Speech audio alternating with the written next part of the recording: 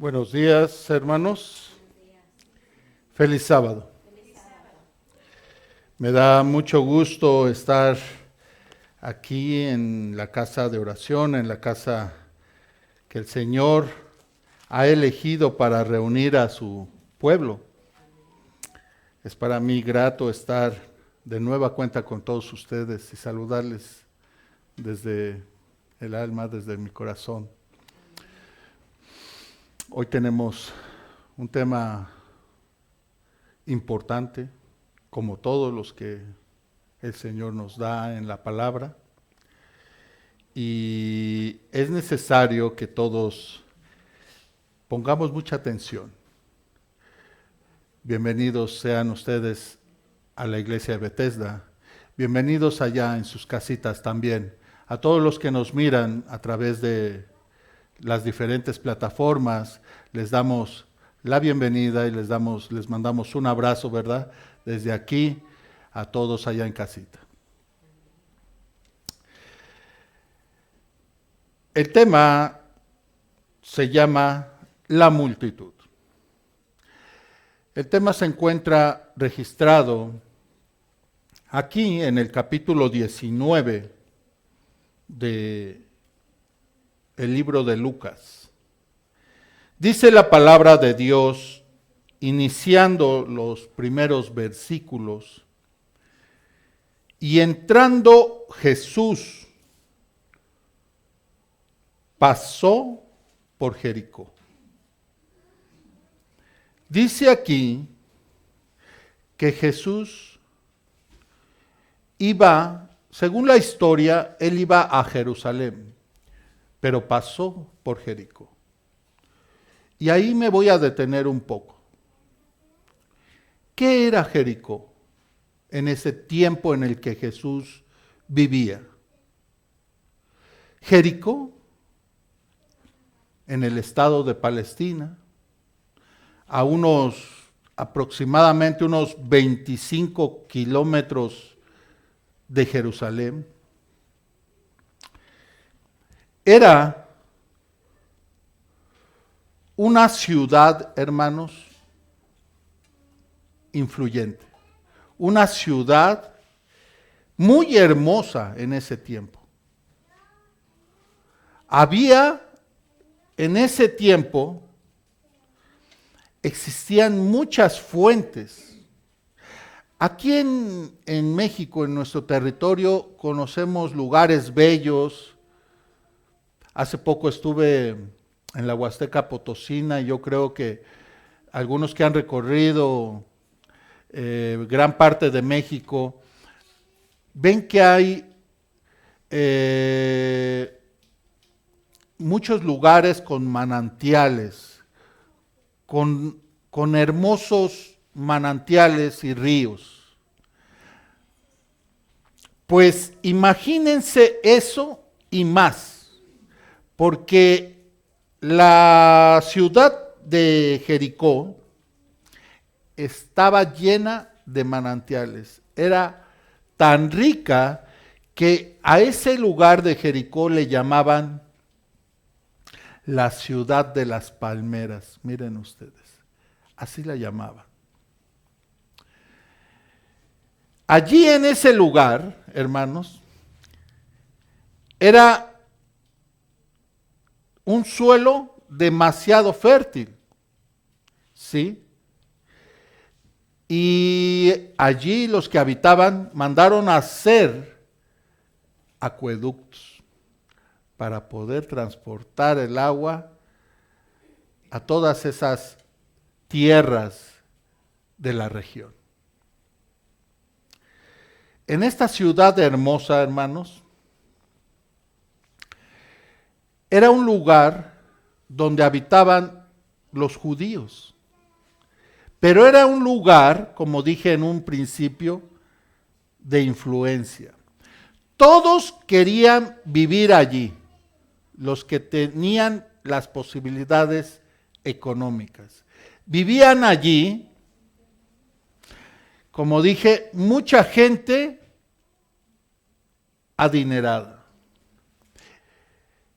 Era la élite de ese tiempo.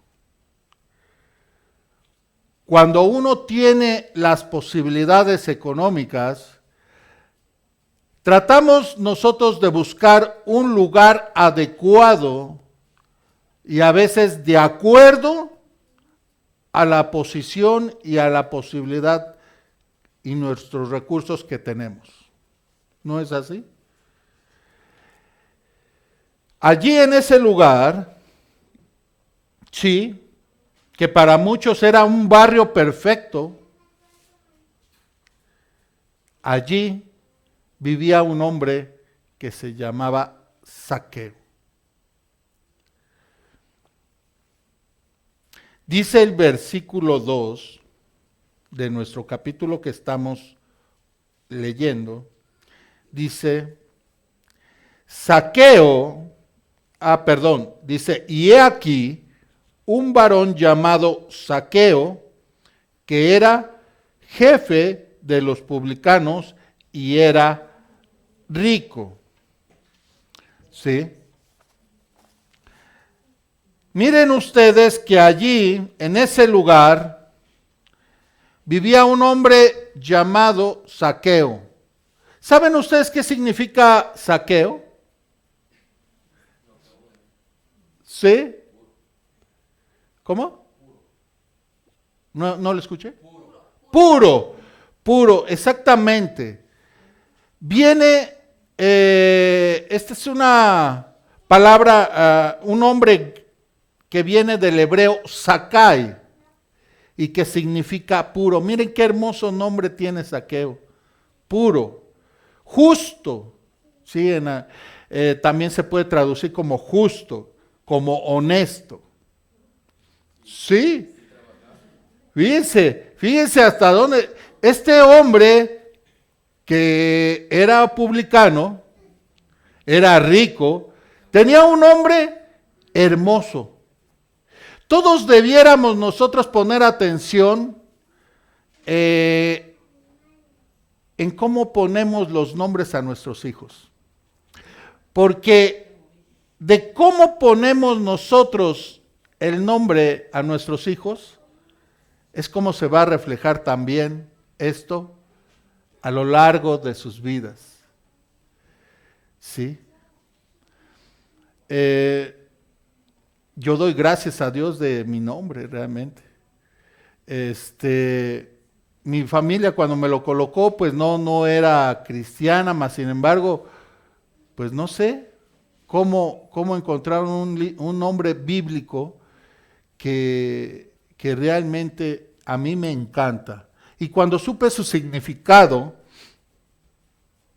pues más, ¿sí? Porque significa el que reirá con Dios, ¿no? Es hermoso cuando nosotros buscamos nombres adecuados a nuestros hijos, ¿sí? Fíjense que también en la Biblia hay una historia de Jacob precisamente. No sé si recuerden esa historia del el segundo hijo que tuvo con su esposa amada Raquel. ¿Sí? Recuerden que su segundo hijo, cuando él nació, ella murió. Y entonces la partera le dijo y le sugirió a Jacob que le pusiera a ese niño Benoni. Exactamente, el significado de este nombre era hijo de mi dolor. Pero Jacob en ese momento recordó él que también sus padres le pusieron un nombre que a él lo marcaba, porque el nombre de Jacob significa usurpador o engañador. Y él cuando recuerda el significado de su nombre, prefiere no ponerle el nombre que la partera le sugirió, Benoni. Sino ahora él dice, no, mi hijo se llamará Benjamín. Y Benjamín significa hijo de mi mano derecha. Entonces, pues allí vemos nosotros que esta historia que comienza, ¿sí? Zaqueo tiene un hermoso nombre. Pero miren que Zaqueo era un judío, ¿sí? Era judío, era publicano y era rico. Pero ¿qué era ser un publicano? Un publicano era un recaudador, pero para los judíos este trabajo era no honorable, era deshonroso, era una desgracia para el pueblo ser un publicano. Eso es lo que significaba para el pueblo. Era una deshonra total. ¿Sí? Para ellos era como una traición. Y entonces, ¿por qué era que el pueblo tomaba así estas cosas? Porque recuerden ustedes que Israel fue sacado de Egipto para ser una nación independiente. Desde que Dios sacó a su pueblo de la esclavitud, el pueblo se rigió bajo el régimen teocrático. Dios era quien gobernaba al pueblo. Ese Dios de los cielos. ¿Sí? Entonces, pues vean ustedes esta historia, que el pueblo de Dios, Israel, incluso en el tiempo de los reyes, todavía Israel seguía bajo el mando de Dios. ¿Sí? Dios no había permitido que Israel cayera en manos de un dominio forastero. Hasta que llegó Babilonia con el rey Nabucodonosor y fueron llevados cautivos. Allí se perdió esa teocracia. ¿Sí? Israel, después de Babilonia, vino Ciro el Grande, dominando con su pueblo los medos y los persas. Y siguió con el cautiverio del pueblo de Israel. Después vino Alejandro Magno con Grecia, dominando gran extensión, pero no dejando ir a Israel. Y después de Grecia vino Roma. Y allí los judíos resintieron mucho el dolor que les causaban los romanos, porque eran terribles con los judíos. Este gobierno les causó demasiado dolor a los judíos. Veían los judíos a los romanos como un gobierno opresivo, ¿sí? Incluso decían que Roma era el instrumento de Satanás para oprimirlos. Vean ustedes. Entonces, para un judío,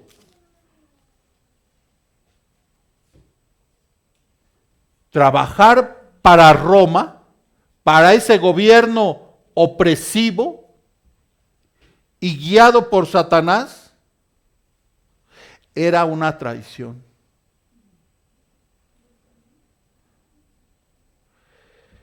Imagínense ustedes ahora, ellos no podían entonces entender cómo un judío podía trabajar al servicio de Roma para oprimirlos. Porque ser un publicano era cobrar impuestos. Pero el publicano no era honorable.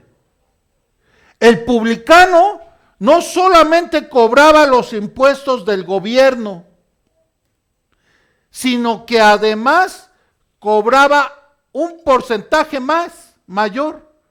Por eso la mayoría de los publicanos eran ricos.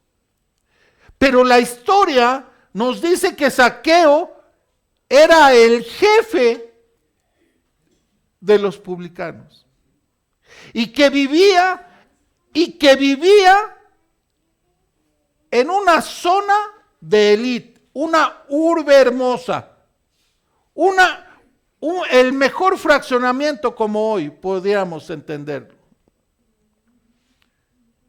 con las mejores familias. Pero imagínense ustedes esta historia en donde los mismos del pueblo lo odiaban. Imagínense que él salía a su balcón hermoso de su hogar y quería ver la vista que Jericó mostraba, y sus vecinos lo veían y escupían o le daban la espalda o le hacían un guiño con la cara.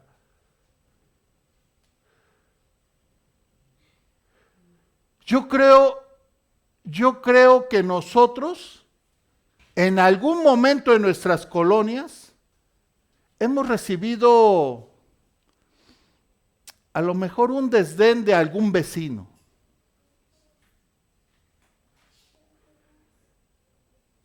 Pero de toda la calle, ¿qué sería si usted viviera en donde en toda su calle no la quisieran y le hicieran feos? Ahora imagínense toda la colonia o todo el barrio.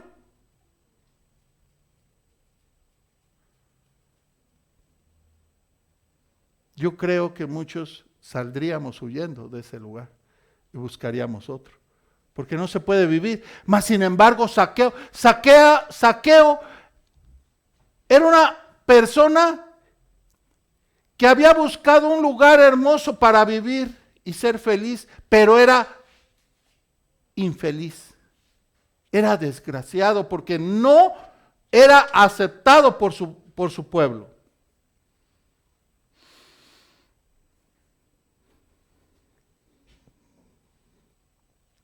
Entonces, dice la historia que Jesús pasó por ahí.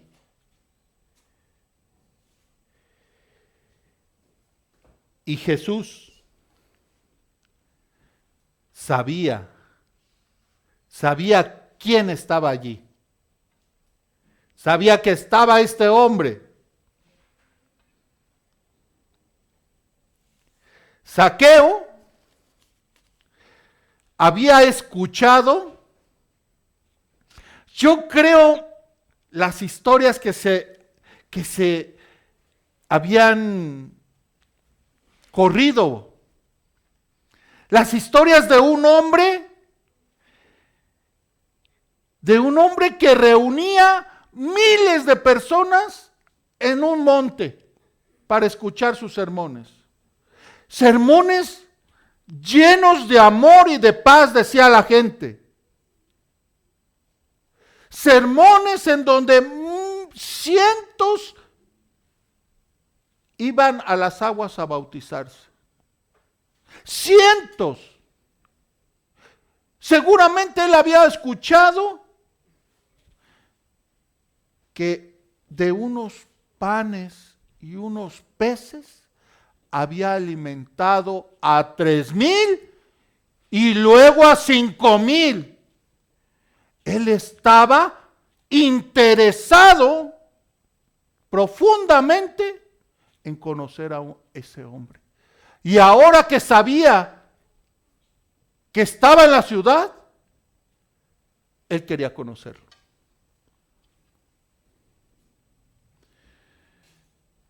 Imagínense a Zaqueo el interés que tenía por conocer a Jesús. Él había escuchado también del poder que tenía, de cómo él le hablaba al viento y se calmaba, de cómo él hablaba y reprendía al mar cuando había oleaje y se calmaban las aguas. Y él, Zaqueo, estaba inquieto de saber quién era ese hombre que la gente hablaba.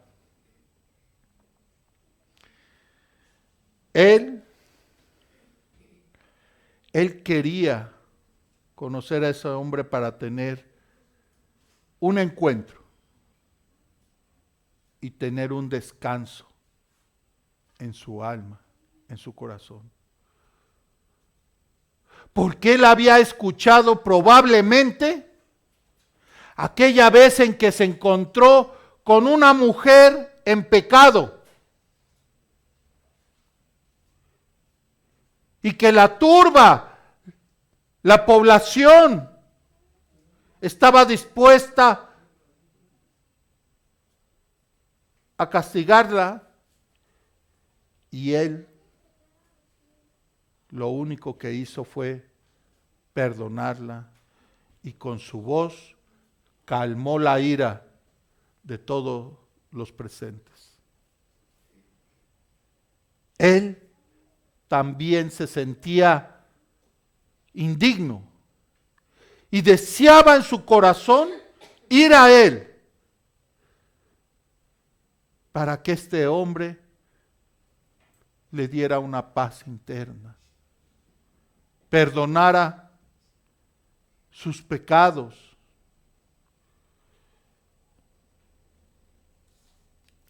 Entonces, cuando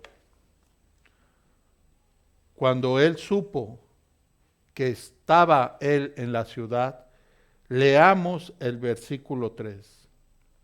Dice que el versículo 4 dice, y corriendo delante de él, se subió a un árbol, un sicómoro, para verle, porque había de pasar por allí.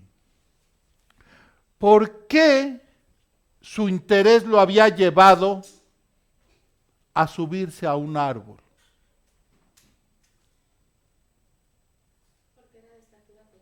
Dice el versículo 3 que Zaqueo era de una estatura pequeña.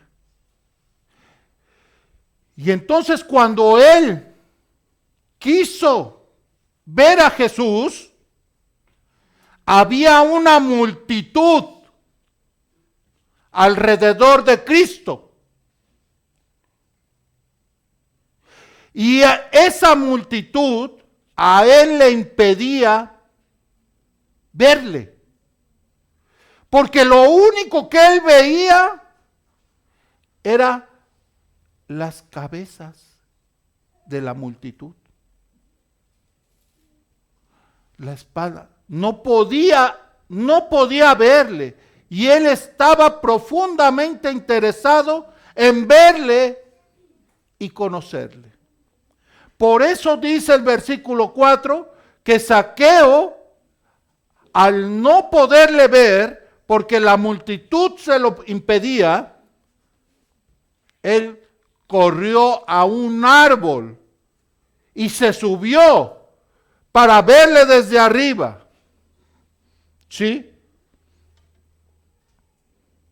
La multitud se había convertido en un obstáculo.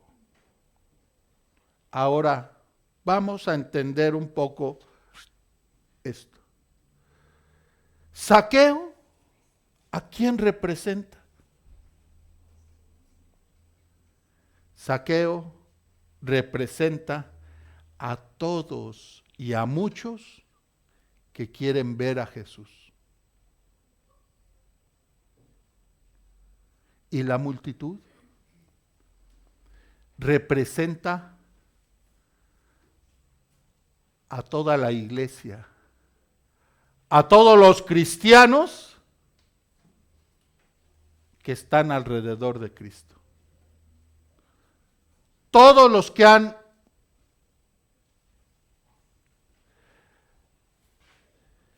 aceptado el Evangelio, somos la multitud.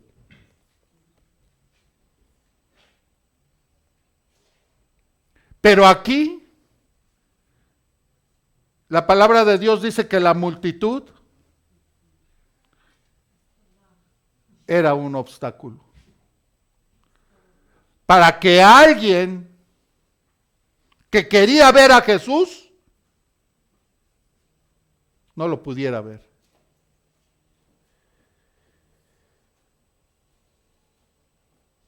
Estaba la multitud, ejerce una gran presión en nuestros días.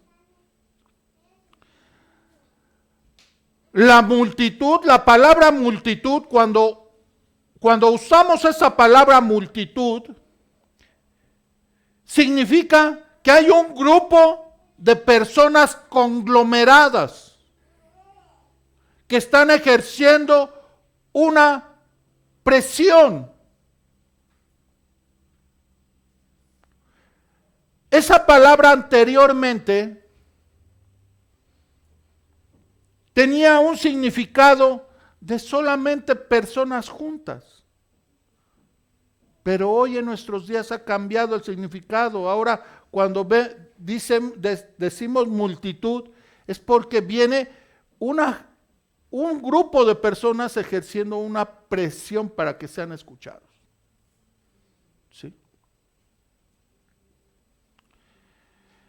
Esta multitud dan cierta influencia, hermanos, y causan intimidación para aquellos que están fuera, pero quieren ver a Jesús. Cuando esos saqueos que están fuera quieren ver a Jesús, la multitud obstaculiza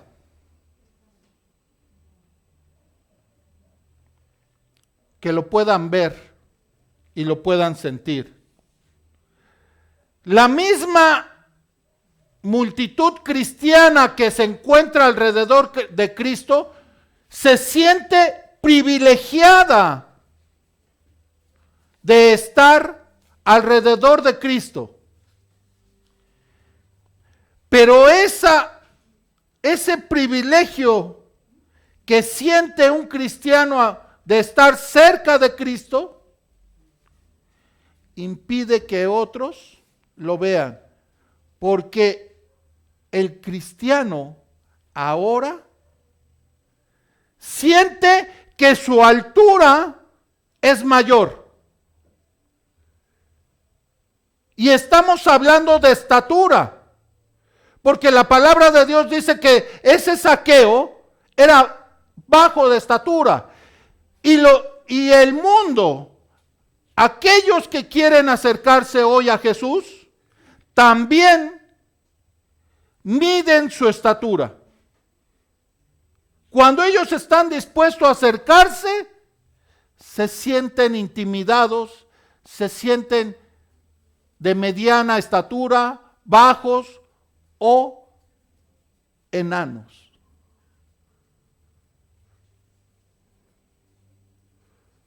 Y los que están en la multitud se sienten altos, grandes. Mas sin embargo, la palabra de Dios, allí en Romanos 3:23 dice que todos hemos pecado y todos estamos destituidos. Todos estamos destituidos de la gloria de Dios. ¿Sí?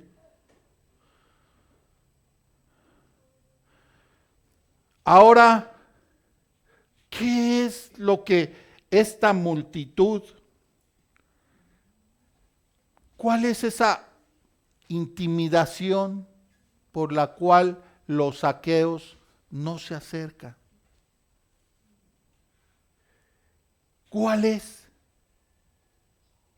¿Cuál es el problema que la multitud ejerce para que estos Zaqueos no puedan acercarse?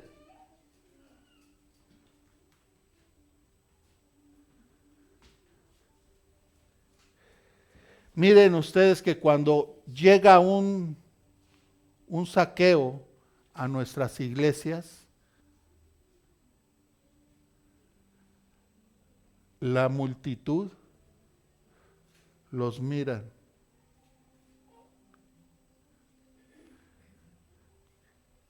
Y esa mirada intimida.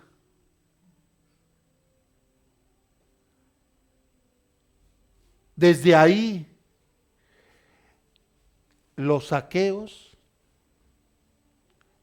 empiezan a sentirse diferentes. Los hacemos sentir diferentes.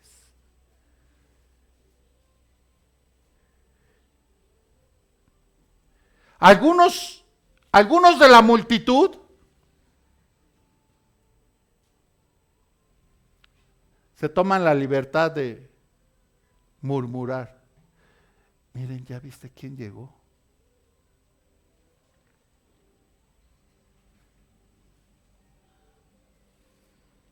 En vez de que la multitud abra el espacio y vaya al encuentro de los Zaqueos y los saluden y los abracen.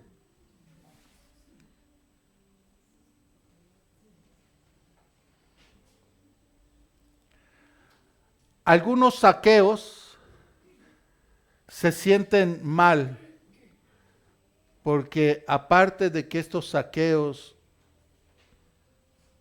no les saludan, pues la multitud a veces se hace la desentendida y se voltea, como lo que estaba ocurriendo con Zaqueo. El rechazo.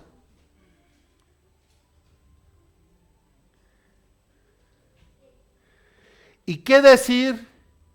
¿Y qué decir de que un hermano abra las puertas y les invite a comer a su casa? Mucho menos eso, ¿verdad?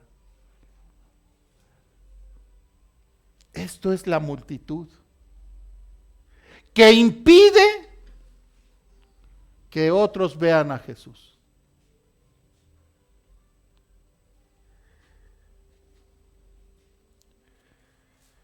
Miren ustedes que hay algunos ejemplos en la palabra de Dios acerca de lo que estoy hablando. Vean ustedes cómo se comporta la multitud. Quiero que abran Marcos 9:38. Marcos 9:38. Dice la palabra allí. Y Juan le respondió diciendo: Maestro, hemos visto a uno que en tu nombre echaba fuera demonios, el cual no nos sigue. Se está dando el lujo de en tu nombre sacarlos, Señor. Y dice allí, y se lo prohibimos, porque no nos sigues, Señor. ¿A quién representan estos que sacan demonios? Estas personas son todos los adivinos, los hechiceros, son los que tienen creencias orientales, ¿sí? Y ateos, ¿sí? Todos los que rechazan la palabra de Dios, ¿sí? Que tienen unas creencias como estas, a esto se está refiriendo. Entonces, dice el Señor en el siguiente versículo, Jesús les dijo: no se lo prohibás, porque ninguno hay que haga milagro en mi nombre y luego pueda decir mal de mí. Otro ejemplo, Lucas 18, ahí en el capítulo 18 de Lucas, verso 35. A ver, vamos a ver esta multitud, qué es lo que hace. Lucas 18, 35. Dice allí la palabra de Dios: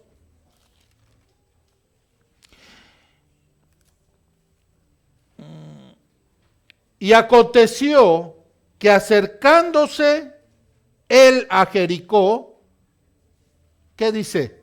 Un ciego estaba sentado junto al camino mendigando. Y oyendo a la multitud que pasaba, preguntó qué era aquello y le dijeron que pasaba Jesús de Nazaret. Versículo 38. Y entonces dio voces diciendo: Jesús, hijo de David, ten misericordia de mí. 39, ¿qué dice? Y la multitud o los que iban delante, ¿qué hicieron? Le dijeron: ven, te cargamos, vamos a llevarte delante de Jesús. ¿Así le dijeron? ¿Qué dice? Cállate. Pero él gritaba aún más fuerte y decía: Hijo de David, ten misericordia de mí. ¿Se dan cuenta? La acción de la multitud. Aquellos que se sienten privilegiados de estar al lado de Jesús, de tener el conocimiento y la palabra de Dios en sus manos.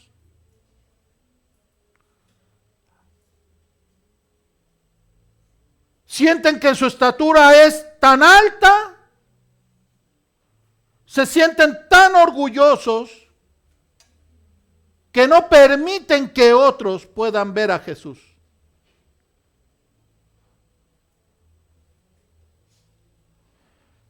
Vamos a otro texto ahí mismo en el capítulo 18 de Lucas, verso 15.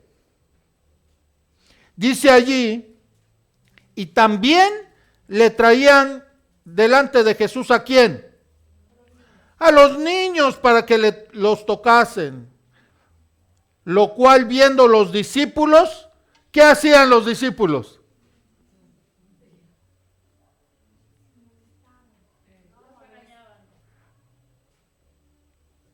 No permitían que se acercaran también a Jesús. Y Jesús se indignó. Vamos a ver Marcos 10. Marcos 10, capítulo 10. Ahí en Marcos capítulo 10, verso 13 y 14. Dice, y le presentaban niños para que lo tocasen, y los discípulos reprendían a los que los presentaban. Y viendo Jesús se indignó y les dijo, dejad a los niños, venid a mí, y no se lo impidáis, porque de los tales es el reino de los cielos.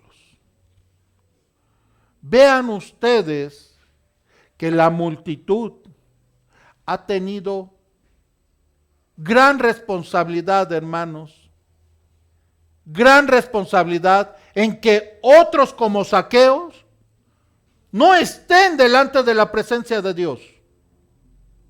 La multitud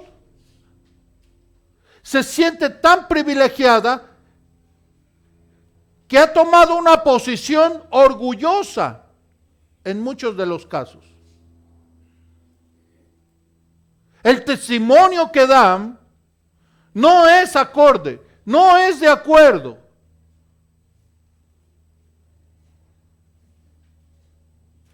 ¿Quiénes de la multitud hoy en día viven en sus calles sin hablarles a sus vecinos?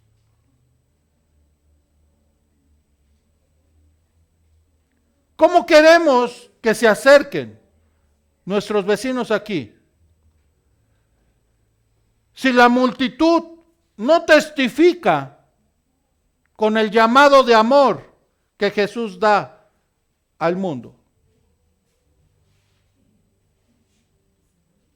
Nos sentimos tan privilegiados que el sábado nos arreglamos para venir, pero no para invitar. Aquí está la multitud.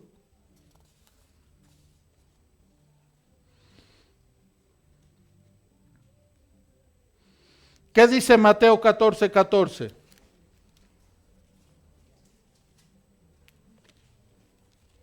Dice allí, y saliendo Jesús, vio una gran multitud y tuvo compasión de ellos y sanó a los que de ellos estaban enfermos. Jesús está interesado en todo el mundo. Y la multitud que representamos nosotros debiéramos estar igualmente preocupados. Pero para estar preocupados necesito verme yo en un espejo. Mirarme, ¿qué es lo que estoy dando?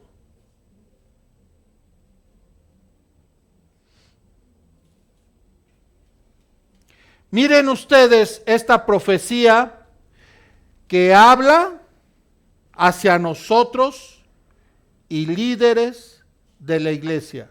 Esto es una profecía, hermanos, de los últimos tiempos. Isaías 13:14. Isaías 13:14. Dice allí, y será. ¿En qué tiempo está hablando? Futuro. Y será. Por eso habla así. Y será que como gacela acosada y como oveja sin pastor, cada cual mirará a su pueblo y cada uno huirá a su tierra. ¿Qué está diciendo aquí? Está hablando de los mismos hermanos que ya son ovejas. De los mismos que ya están dentro del redil, dentro del rebaño. Dice que como gacelas se sentirán acosadas esas ovejas y huirán. ¿A dónde dice el texto? Regresarán a sus pueblos, de donde salieron, a su origen. ¿Vemos eso hoy en nuestros días? ¿Vemos acaso que nuestros hermanos regresan a sus ideas de donde los sacamos? ¿Por qué?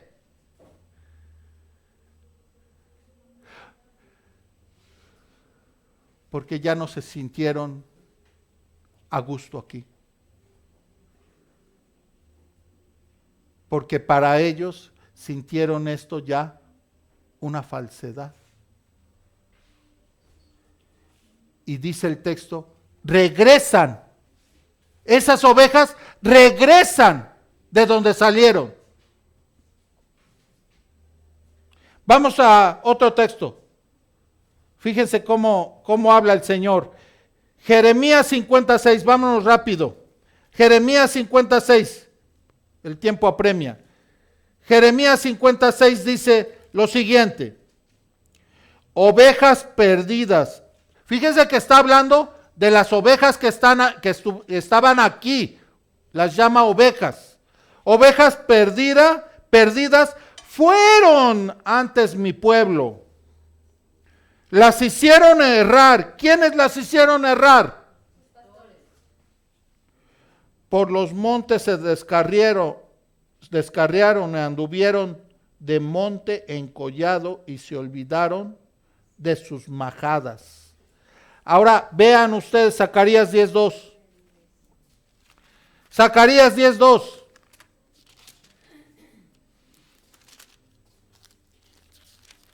Zacarías 10:2 dice, porque las imágenes han hablado vanidad y los adivinos han visto mentira y han hablado sueños vanos, en vano consuelan. Por eso ellos vagan como ovejas. Fueron afligidos porque ¿qué? No tenían pastor. ¿Sí? No han hecho ni los pastores ni nosotros, que también tenemos responsabilidad, nuestro trabajo, ni con los que están dentro, ni con los que están fuera.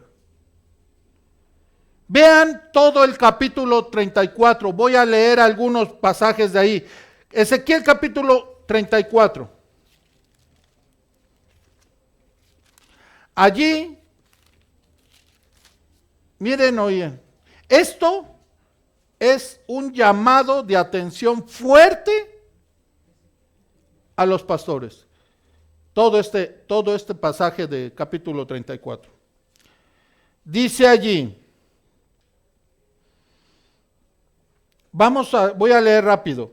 Versículo 2, desde el versículo 2. Hijo de hombre, profetiza contra los pastores de Israel, profetiza y diles a los pastores, así dice Jehová el Señor, ay de los pastores de Israel que se apacientan a sí mismos.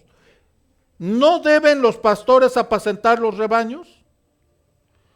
Coméis grosura y os vestís de la lana, la engorda degolláis, pero no apacentáis mis ovejas. En el 4 dice, fíjense, porque no fortaleciste a los débiles, ni los curaste, ni curaste al enfermo, no vendaste al perniquebrado, no hiciste volver al descarriado, ni buscaste a la oveja perdida, sino que os habéis enseñoreado de ellas con dureza y con violencia. Versículo 5, y ellas fueron dispersadas por falta de ¿qué? De pastor. Versículo 6, y anduvieron perdidas mis ovejas por todos los montes. ¿Sí? Miren ustedes lo que dice el verso 10. Así dice Jehová el Señor, he aquí, yo estoy contra los pastores y requeriré mis ovejas de su mano y les haré dejar de apacentar las ovejas. Ni los pastores se apacentarán más a sí mismos, pues yo libraré mis ovejas de sus bocas y no les serán más por comida. 11. Porque así dice Jehová, he aquí yo mismo iré a buscar mis ovejas y las reconoceré. El trabajo que no hemos hecho nosotros, el Señor lo demanda y ahora Él dice, va a irlas a buscar.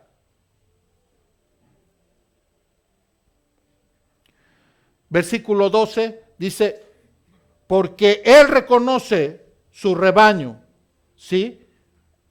Versículo 13 dice, yo las sacaré de los pueblos y las juntaré de las tierras y las traeré a su propia tierra, ¿sí? Versículo 14, y los haré y en buenos pastos los apacentaré, dice aquí. 15, yo apacentaré más a mis ovejas y las haré descansar, dice el Señor Jehová. Versículo 17, esto es a la iglesia. Mas vosotras, ovejas mías, a ver, ¿quiénes son las ovejas? Nosotros. Dice allí, mas vosotras, ovejas mías, así dice Jehová el Señor. He aquí, yo juzgo entre oveja y oveja, entre carneros y machos cabríos. El Señor va a juzgar a su pueblo y dice en otros textos que nos dará a cada uno nuestra recompensa. La multitud, hermanos, debe cambiar su actitud para esos saqueos que quieren acercarse al Señor. Debemos abrir el corazón. Debemos abrirnos para poder así reflejar el carácter de Cristo. Nosotros somos los responsables, hermanos. Todos y cada uno de nosotros somos responsables. Fuimos llamados para hacer un trabajo, hermanos.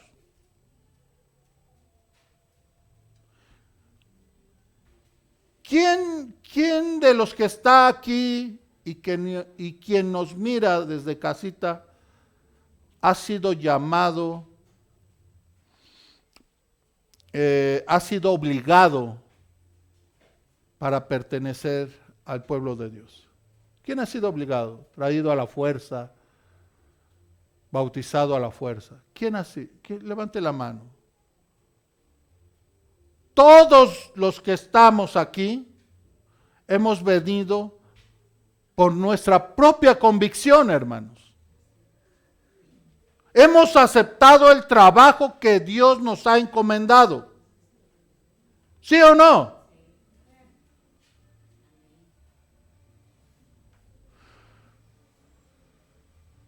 ¿Cómo se vería alguien que trabaja en una empresa? Vamos a llamar una empresa grande, no voy a decir ninguna, pero ¿cómo se vería alguien que dice, preséntate el lunes para aquí en esta máquina vas a hacer tu trabajo? ¿Cómo se vería ese trabajador llegando tarde, durmiendo a las horas de trabajo,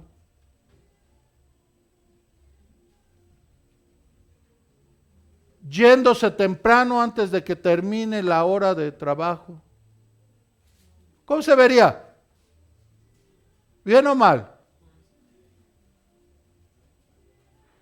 ¿Y por qué en la empresa del Señor se hace eso? ¿Por qué se llega tarde?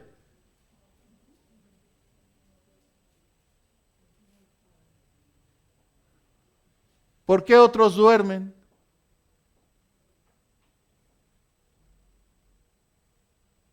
¿Y por qué otros se van temprano?